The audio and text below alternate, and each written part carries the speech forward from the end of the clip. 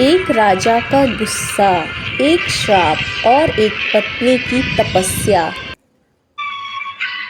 क्या वे अपने पति को बचा पाएगी? जानिए इस अद्भुत कथा में। कहा जाता है कि इस व्रत को करने से सभी पाप नष्ट हो जाते हैं, लेकिन क्या सच में ऐसा हुआ था? आइए जानते हैं इस चमत्कारी कथा में। कामदा एकादशी की यह अद्भुत कथा सदैव रक्षा करती है, हर कष्ट को दूर करती है और हर मनोकामना पूर्ण करती है। प्राचीन काल में एक अत्यंत समृद्ध और भव्य नगर था, भोगीपुर। उस राज्य के राजा थे पुंडरीक, जो अपने सिंहासन पर विराजमान होकर पूरे राज्य का संचालन करते थे। उनके दरबार में अप्सराएं नृत्य करती थीं, गंधर्व मधुर संगीत गाते थे और किन्नर अपनी कला से वातावरण को और भी दिव्य बना देते थे। ऐसा प्रतीत होता था मानो यह कोई साधारण राज्य नहीं, बल्कि स्वर्ग का एक अंश हो। उसी नगर में ललित और ललिता एक दूसरे के प्रेम में पूरी तरह डूबे हुए थे। शांत वातावरण और प्रकृति की गोद में उनका यह प्रेम और भी पवित्र और दिव्य लग रहा था, मानो यह रिश्ता स्वयं स्वर्ग में लिखा गया हो। दरबार में ललित अपनी मधुर आवाज़ से सभी को मंत्रमुग्ध कर रहा है, लेकिन तभी अचानक ललित का ध्यान भटक गया। उसकी आँखों में ललिता की छवि उभर आई और उसी पल उसकी आवाज़ काँपने लगी। सुर बिगड़ गया।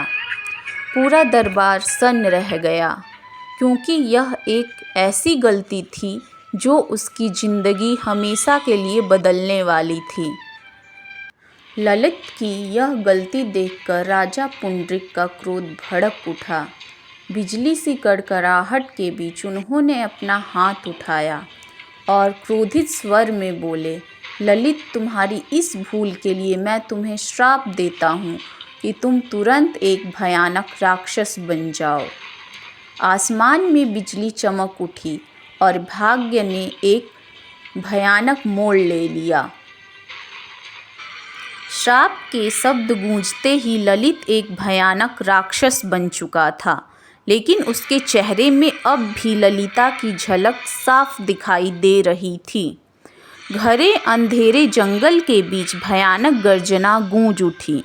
उसकी पुरानी जिंदगी हमेशा के लिए खत्म हो गई।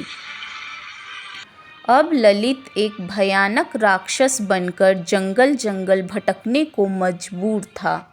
उसकी हर गर्जना में दर्द और बेबसी छुपी थी और उसके पीछे ललिता अपने आंसुओं को छिपाते हुए हर कदम पर उसका साथ निभा रही थी।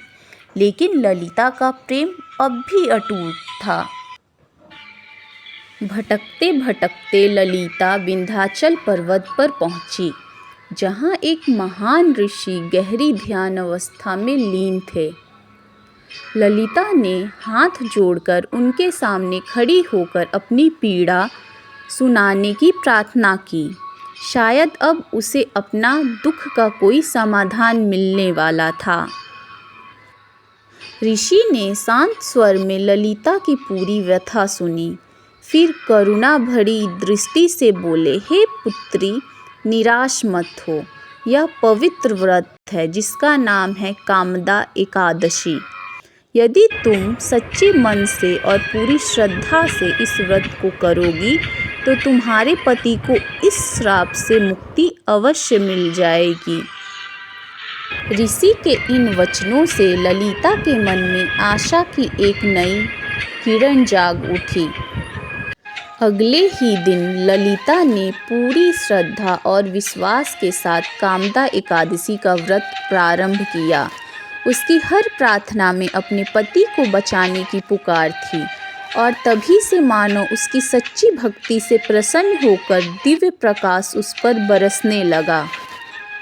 ललिता की सच्ची भक्ति और व्रत के कारण अचानक एक दिव्य प्रकाश प्रकट हुआ। उस प्रकाश में राक्षस बने ललित का शरीर बदलने लगा। धीरे धीरे वह अपनी असली रूप में लौट आया।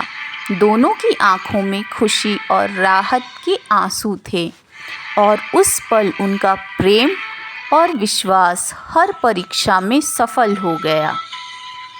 भगवान विष्णु की यह कथा अपने भक्तों को आशीर्वाद देते हुए प्रकट होते थे और उनकी आभा से पूरा वातावरण प्रकाशमय हो उठता है, क्योंकि वही हैं जो सच्चे मन से की गई भक्ति को स्वीकार करते हैं और अपने भक्तों की हर मनोकामना पूर्ण करते हैं।